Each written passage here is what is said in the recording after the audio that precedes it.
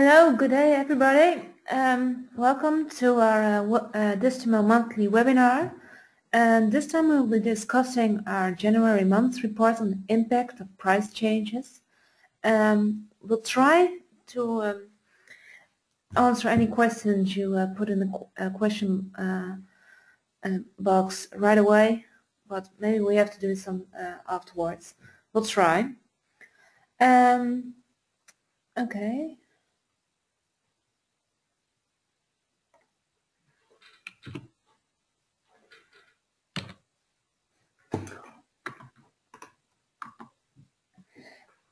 Yeah. No, you're at Distimo. Yeah. And as we know, we're in app analytics. We give an overview of all major app stores, including Google Play, Apple App Store, Samsung, etc., and support all as well the major ad works like Smarto and Adphonic. We collect them all and present them in the best possible way we can. And this is one of our products, App Analytics. So if there are any developers out there, you can sign up here and monitor the daily performance of your apps, and it's for free. And I can only say use it, of course. And we can have some more great webinars of different kinds. This report was on the impact of price changes, and with me is Hendrik Koekoek, who will go into the main findings of the report, and myself and Heesmans will demonstrate some cases in FAQ.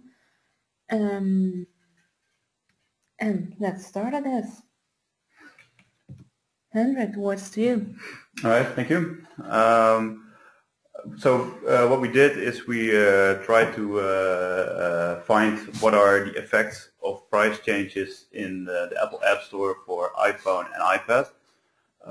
So what we did is we looked at the 10 largest countries, and we took a look at all applications that had a top 400 position during December and at least changed their price once during this period.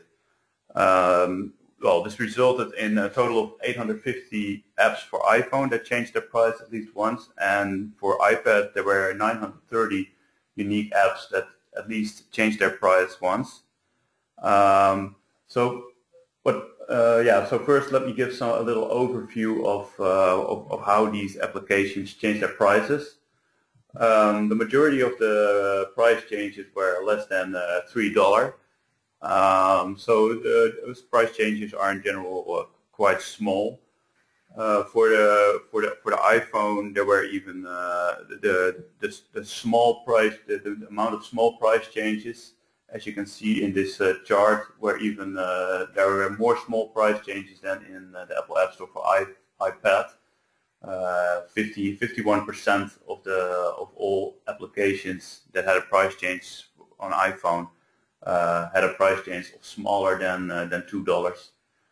So that's because the iPad, the price changes were usually a little bit larger than on iPhone, because in general the prices on iPad are also higher than on iPhone.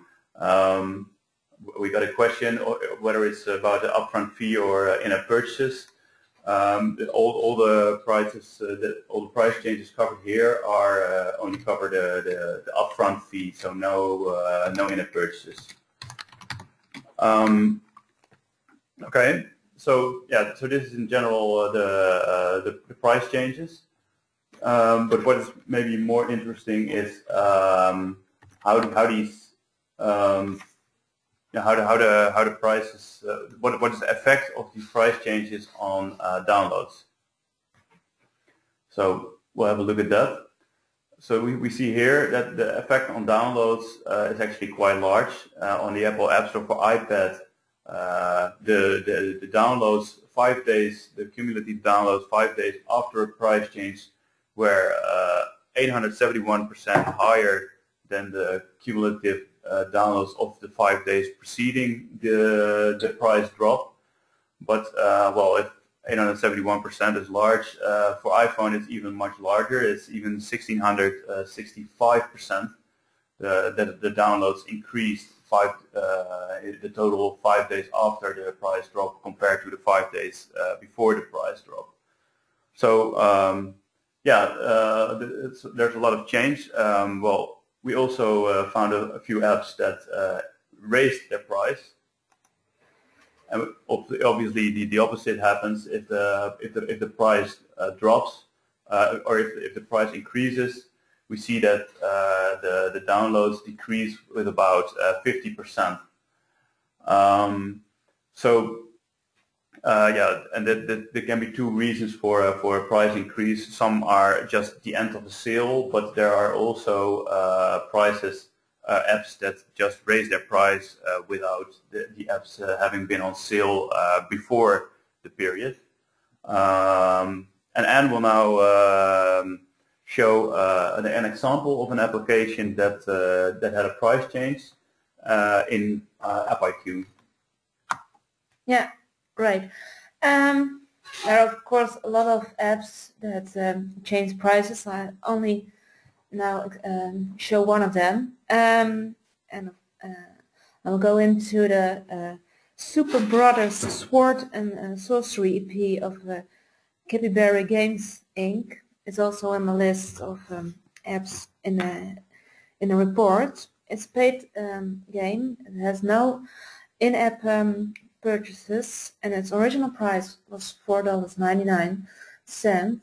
And as you can see, the average download rate was somewhere between 40 and 120 downloads a day.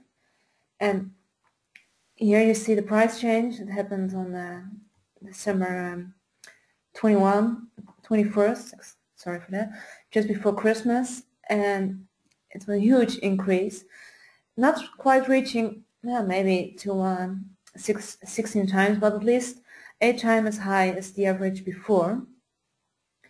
And you see the highest it became on Christmas, so maybe a double effect on the Christmas being there as well.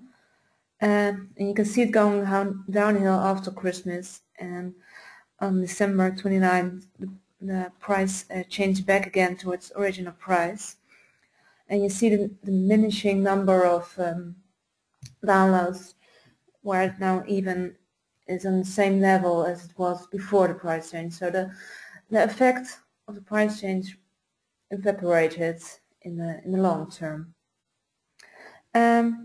Now will Hendrik go into further detail of the reports. Yeah, I will now show a little bit about the revenue effects, because maybe that's even more interesting. If a price change, well, you have a lower price, but maybe the larger amount of downloads compensates for the lower price, so you even get a higher revenue. Well, that's what we researched as well. There was a question, by the way, whether the price changes in our research also include changes from pay to free. Well, that's not the case in our research, but in the end, Anne will also show an example of an application that changed from paid to free. So, well, we'll get back to that later. Yeah, so we looked at the effect of on the revenue as well. So that I would like to show now. So that's what we see here is the effect of revenue after 3 days, 5 days, or 7 days after the price change. So 3 days, the total of 3 days compared to the 3 days before, or 5 days compared to 5 days before the price dropped. So that's what we compared here, and what we see is that in these cases the revenue increased as well. So not only the downloads increased, but also the revenues increased on average for these apps. So for after 7 days for iPad, the increase in revenue was 71%, and for iPhone it was 159%. So this is cumulative. So it means that this is the total downloads in these 7 days after a price drop, and it is compared to 7 days before the total downloads 7 days before the price drop. So what we see is that there is a kind of a lagged effect after a price drop. So first, after 3 days, the increase is only 95% for iPhone, but after 7 days, it's 159%. What is the reason for this is that there is a kind of a lag effect. Is one of the reasons for this is that well, the price drop results in a much larger download volume, so you have a larger audience, and because a lot of so you have more people who are able to buy in-app purchases for your application. So this means that the larger there are much more in-app purchases downloaded. So and this only happens after a few days after the price drop. So that's why there's a lag effect as well. And we'll show again an example of the effects on revenue of a price drop. Yeah, we'll go to a different application and different tab in FAQ. Let's see the revenues.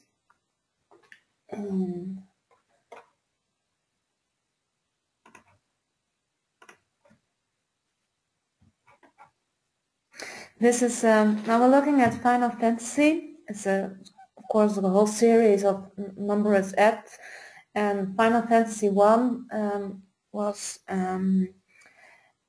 lowered in price during the second week of December, from December 7 till December 14, and was available instead of almost $9 for $3.99. So it's a big price drop from $5. And unfortunately, this app doesn't have in-app purchases, so it can't show the effect of that. As you see, for the revenues, the price change and the revenue effect you see immediately. It really gets much higher than before. You see it till the end of the price change, and then it goes rapidly down again. And you see the Christmas effect itself, and then the first Christmas day, you see a huge increase. A lot of people are downloading apps on that day. And you see another thing, you see at the end of January, you see another increase on revenue, because there's another price change going on right there.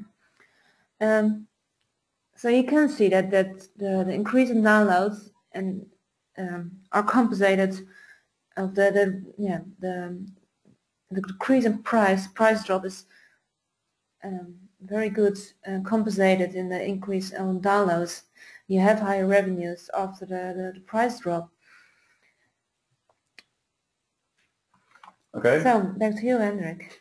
Yeah. So at last, I want to show the effect on revenues if you change your price with 1%. So that's what we researched as well. So you you kind of have the price the elasticity of the price. So if you have a 1% decrease of the price, how many percent does your revenue increase? So that's what we show here. You also have we have separated this for iPhone and iPad as well, and we have also made the same distinction as in the previous slide with the 3, 5, and 7 days. So what we see here is, for example, that after 3 days, if you decrease your price with 1%, your revenue will increase with 0.6% after 3 days. And after 7 days, if you decrease your price with 1%, it will increase, your revenues will increase with 0.8%. Similar as in the previous slide, the effect of a discount is a little bit larger even on the iPhone.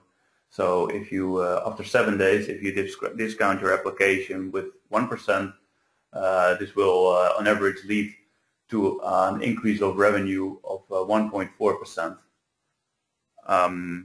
Yeah, so what I said in the beginning as well, and will now show as a last case example what happens if you have a paid application, but you make it available for free for a period. So that's what Anne will show now.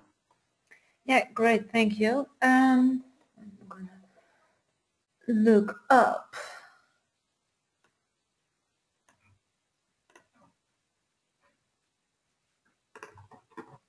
Yeah. Now, yeah. Yeah, that's great. Supermall Escape is paid. Was a paid game in the Apple App Store. It has in-app purchases. Normally, it cost 99 cents, and it became free for the period from 3 December till the 9th of December. And after a week, the price of the application was up again. And you can see that very well here in the one-off revenue that was low before, but it goes straight to zero to now during that week, and it had a huge increase after the price is up again, because there are some downloads again, and it established after a month or so back to the original level. And if you include the in-app revenue as well, you can see, let's check them as well. We see the total revenue of the game, and you can see that the in-app revenue has, yeah, not how do you say it, overcome the one-off revenue download the part, and it's really made it much bigger.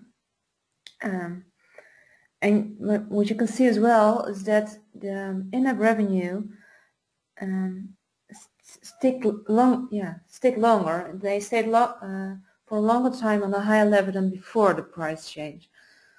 And even so, yeah, even now a little bit furthermore.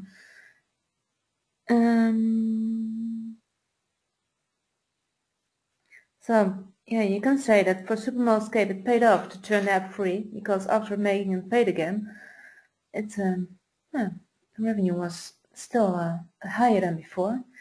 It ebbed away though during January, unfortunately. Are there any questions we could answer now? No? No? Okay, then.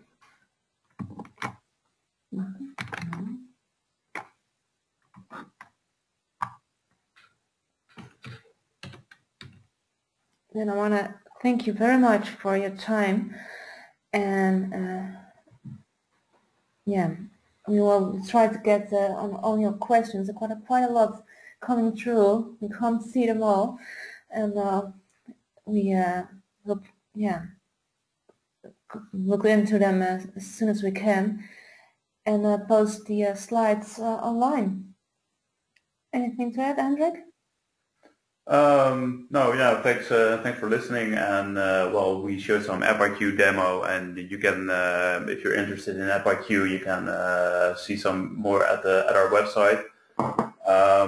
I see that there are some more questions coming through. We will try to address some of these questions by email. So yeah, thank you for listening.